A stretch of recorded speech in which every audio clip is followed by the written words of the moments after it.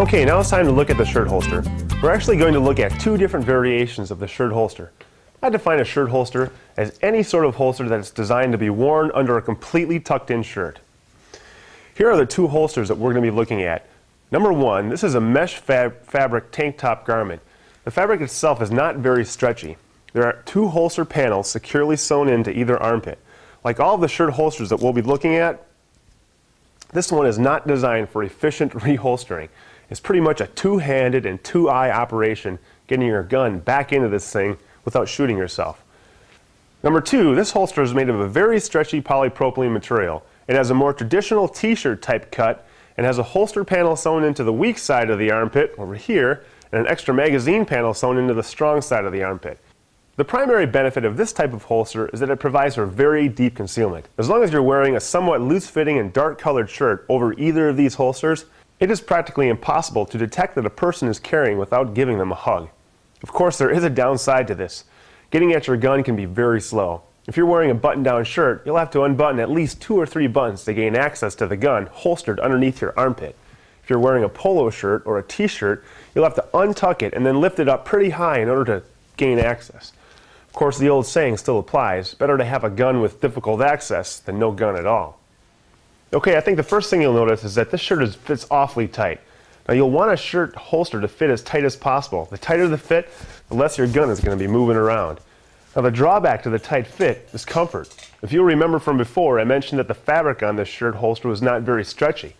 So what you end up getting with a shirt that has to be very tight, but is not made out of very stretchy fabric, is a shirt that makes it very hard to breathe. Which is why I prefer this model over the one I am wearing. It is just as tight and secure as this one, but the polypropylene fabric is stretchy enough to allow you to breathe in total comfort. Let's go to the demonstration and see just how well these things work. Okay, we're back here in the demonstration lab, and I still have the shirt holster, the white shirt holster on. That's the one that is with a non-stretchy fabric that fits a little bit tight, and I can tell you right now, it's actually it's a little bit, I mean, it's actually not hard to breathe, but it's very tight and it's really not comfortable at all. So first thing we're going to do is I'm just going to show you essentially roughly what you'd have to go through to actually access the weapon. So here it is, right now the gun's here. And actually before we do that, just look at how well this holster system does conceal the gun. I mean, you really can't tell at all. I'm carrying a 45 Auto Glock 36 underneath my armpit. And furthermore, remember before I mentioned about how I thought that the retention strap was unnecessary? Well, look at where the gun sits. I mean, here's the gun right here. If I really stretch the shirt, you can see the outline. I mean, it's literally right underneath my armpit. There's no way that gun is going to come out. So I really think that retention strap is unnecessary. So as far as getting access to the gun, you know, unless you're Hulk Hogan and you're going to just rip your shirt apart, which who knows, maybe you would, but you're probably not going to practice that. You're going to have to quickly unbutton at least 2 buttons.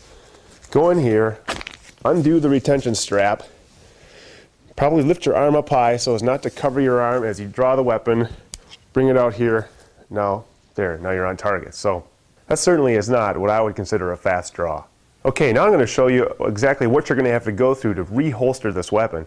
And you really can't do it with your shirt on to be safe at all. So quickly I'm going to remove my shirt.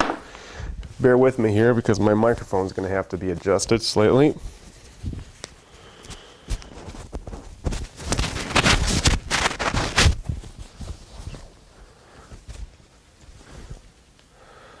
So again, this is that white shirt holster that I had on before. I don't know if you can hear those retention straps crackling, but that's what's making all that noise. Another reason to get rid of these crazy things. Okay, so reholstering of the weapon. I guess first of all, I will confirm that it is unloaded. Empty magazine well, empty chamber. Nonetheless, I still don't want to point the gun at me. So to holster this weapon, here you can see the holster patch right here. The retention strap, it's kind of pushed back. You want to keep that up. You're going to stick your thumb right in here, bring the weapon up. There it was. I almost pointed the gun right at my thumb. It's very difficult to do this. And of course on this guy, you're going to put that retention strap on. I didn't think that was all that simple. Okay, let's take a look at the other holster. Okay, I'm back in the demonstration studio with the black polypropylene holster shirt on. I had to change the background because you really couldn't see the black shirt with the black background. Now, you really can't tell, but I actually do have my Glock 36 in this gun, in this holster right now. And to put this one back in, this one has the double layer elastic holster, and because it rides up a little higher in your armpit, you really don't need to have a retention strap. The gun stays put really nicely. Now on the weak side, on the strong side, there's actually a place for up to three extra magazines. Here's one of my magazines,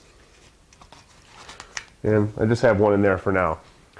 So I personally prefer this holster quite a bit more than the white one. This material certainly does look a lot tighter on me than the other shirt, but it's actually a lot more comfortable because it's very flexible, and at the same time it really holds the gun in place. You know, you can move around and it's solid in there. So just to prove how well this concealment works, I'll just throw this shirt back on.